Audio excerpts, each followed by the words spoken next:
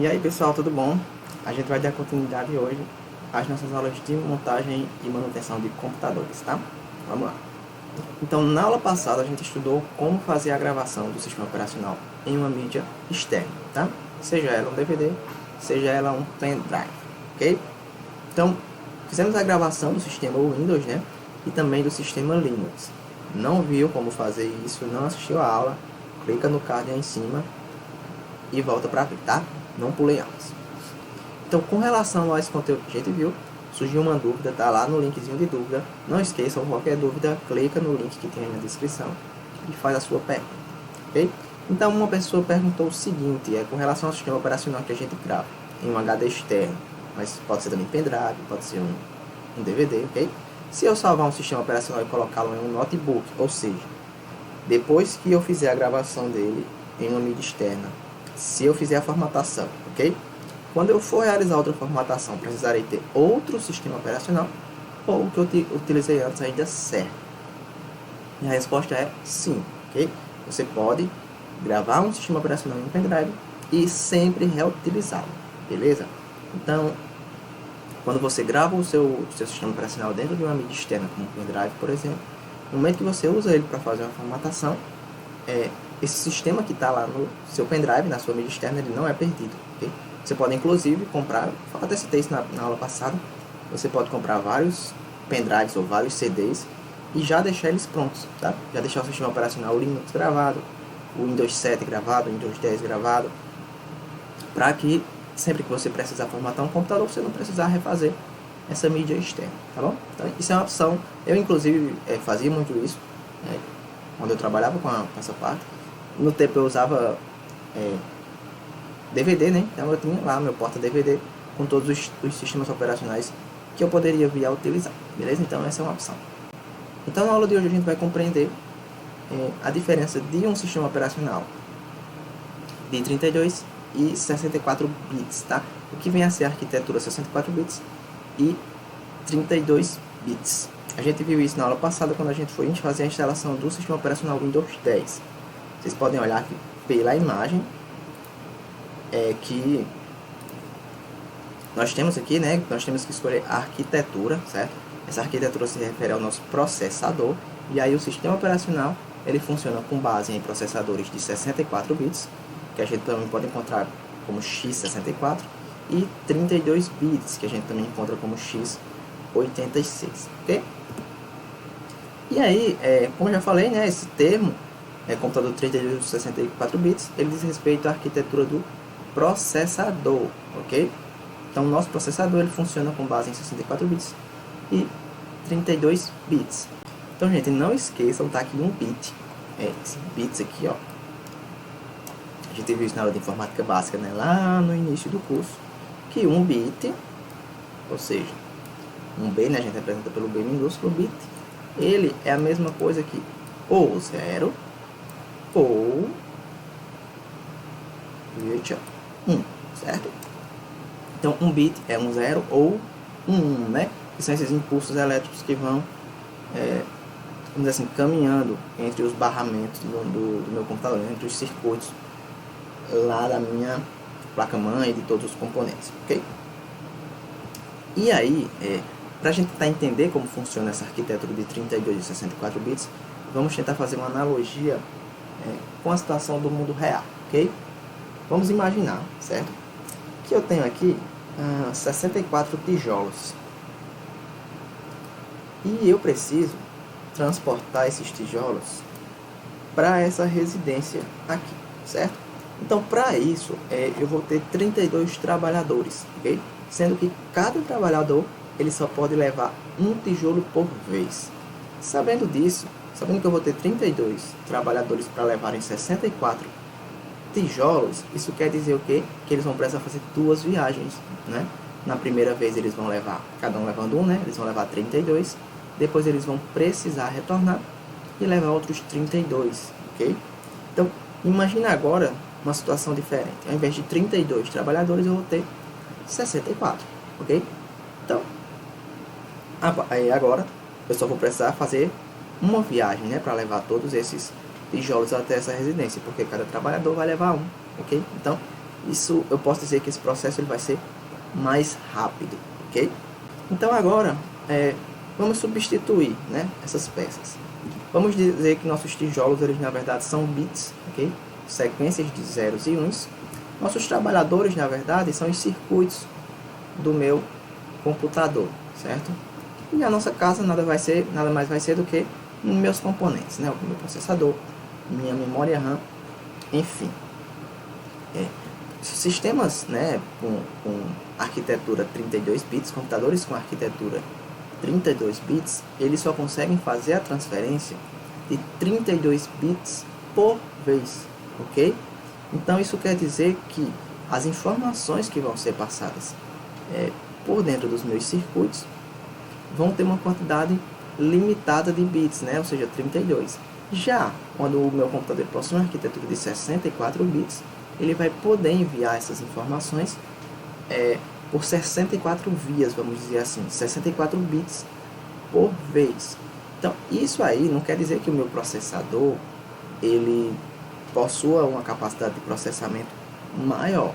Porém, como ele consegue enviar mais informações por vez, aí a gente ganha velocidade, okay? Então a gente vai ter 2 vezes mais informações sendo transmitidas. Por isso que computadores com arquitetura 64 bits que suportam, tá? Essas arquiteturas com 64 bits, a gente instala sistemas operacionais de 64 bits. Enquanto computadores que não possuem essa capacidade, a gente instala sistemas operacionais com base em 32 bits, ok? Mas aí como é que a gente costuma fazer para compreender se eu preciso instalar um sistema operacional de 32 bits ou 64 bits, ok? E aí a gente vê aqui, né, que em termos de sistemas operacionais, uma característica muito importante que a gente costuma levar em consideração é que as versões de 64 bits elas são capazes de reconhecer uma quantidade bem maior de memória RAM do que computadores com 32 bits, ok? Então, enquanto uma arquitetura com base em 32 bits suporta no máximo 4 GB de memória RAM, uma arquitetura com base em 64 suporta bem mais do que 4 GB de memória RAM, tá? A gente pode dizer que suporta o máximo que o nosso computador pode suportar, pode alocar, tá certo? Então, normalmente a gente usa uma regrinha bem básica. Computadores de 2 GB de RAM, às vezes a gente encontra de 3, muito raramente, mas encontra abaixo, tá? A gente instala sistemas operacionais com base em 32 bits, tá? A gente normalmente utiliza essa regrinha básica. Computador possui 4 GB de RAM ou mais, a gente instala um sistema de 64 bits, ok? Por que é importante a gente ter essa noção, certo? O meu computador, vou mostrar aqui a vocês, tá? Vindo aqui em meu computador, certo? Se eu olhar as propriedades, a gente consegue ver por aqui, certo? Se o meu computador possui 4 GB de RAM ou mais. Se eu vir aqui nas propriedades do meu computador, eu vou conseguir ver a quantidade de memória RAM que ele tem disponível, certo? E aí vocês podem ver que o meu computador possui instalado 8 GB de memória RAM. Então, obviamente, nós iríamos instalar um sistema operacional com base em 64 bits. Ora, gente, se eu sei que o sistema operacional com base em 32 bits suporta no máximo até 4 GB de memória RAM, isso quer dizer que se eu instalar um sistema operacional de 32 bits na minha máquina, ele não vai reconhecer toda a memória RAM que eu tenho instalada no meu computador. Então, isso aí vai fazer com que o meu computador ele possua uma certa capacidade vamos dizer assim, de processamento, de funcionar, abrindo muitos programas, abrindo muitas abas, e eu não vou aproveitar toda essa capacidade que ele tem, tá bom? Porque eu vou instalar um sistema operacional com base em 32 bits, que como ele só reconhece no máximo 4 GB de memória RAM, ele não vai reconhecer toda a memória RAM disponível no meu computador, ok? Então isso é muito importante para a gente observar quando for instalar o sistema, para que a gente não pegue uma máquina com grande capacidade e a gente instale um sistema operacional que não consegue processar, não consegue funcionar, tá? Utilizando todo esse poder que o computador possui, ok? Então, normalmente a gente usa essa regra básica, tá? 2 GB abaixo, vamos no de 32 bits, tá? Principalmente se for aquele usuário que não usa computador para fazer operações pesadas, a gente pode dizer assim. É um cara que usa para estudo, vai abrir um editor de texto, um navegador para acessar redes sociais, etc. Então, um sistema com arquitetura com base em 32 bits é o suficiente, tá? Analisa as configurações da máquina, o que ela tem disponível em relação a processamento, a quantidade de memória RAM, e aí você consegue definir se vai ser um sistema operacional com base em 32 bits ou se vai ser um sistema operacional com base em 64 bits, tá? E aí é muito importante também a gente observar que os programas que a gente instala, eles também possuem, né, essa nomenclatura, vamos dizer assim, eles são desenvolvidos com base ou 64 bits ou 32 bits, tá?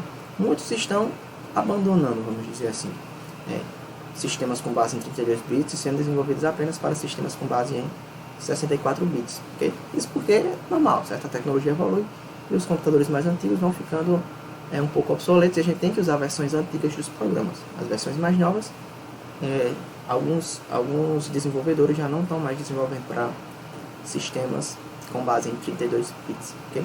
Então é interessante a gente olhar também quando a gente for instalar um programa, até porque um programa desenvolvido para sistemas operacionais 64 bits não vai funcionar em um sistema com base em 32 bits. O oposto até pode acontecer, tá? Mas um programa com base em 64 bits não funcionaria em um sistema operacional com base em 32 bits, ok? Então, é muito interessante a gente ver. Ficou com dúvida? Pergunta aí no linkzinho, tá bom? Vou dar uma pesquisada, vai lá nos livros e dá uma lida também, beleza? E aí, gente, a gente vai encerrar essa aula por aqui, tá? Só pra gente compreender essa diferença para quando a gente for fazer a instalação. Isso é muito importante, ok? E aí, na próxima aula, a gente vai entender o que é BIOS. O que vem a ser BIOS, tá? E como a gente pode configurá-la para fazer a instalação do sistema operacional, ok? Uma operação muito importante também para que a gente consiga fazer a instalação de um sistema operacional. Bom, então, bons estudos, continuem dando uma olhada no material, não pulem aulas, tá com dúvida, volta um pouco algumas aulas, vê se você não consegue tirar sua dúvida. Com base nelas, não conseguiu, usa o linkzinho de dúvidas, beleza? Então a gente se vê na próxima aula. Valeu!